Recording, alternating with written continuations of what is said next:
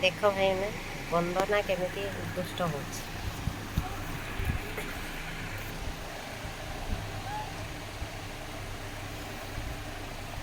ଦେଖ ସମସ୍ତେ ମାଡ଼ ହଉଛି ବନ୍ଦନା।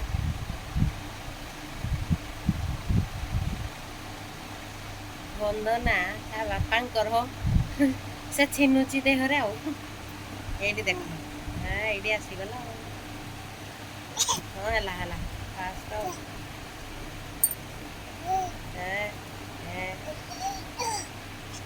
କିଛିଟା କହିଦେଲ ବନ୍ଦନା ରାଣୀ। ହଉ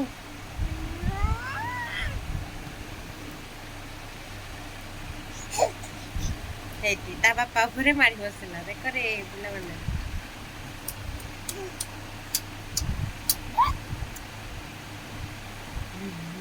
ଦେଖ ସେ ଗେଲ ହଉଛି ବର୍ତ୍ତମାନ। ବନ୍ଦନା ଆମର ଗେଲ ହଉଛି ତା ବାପା ସହିତ ହେଲା। ବନ୍ଦନା ବାପା ଆଉ ବନ୍ଦନା ଗେଲ ହଉଛନ୍ତି ଆଉ।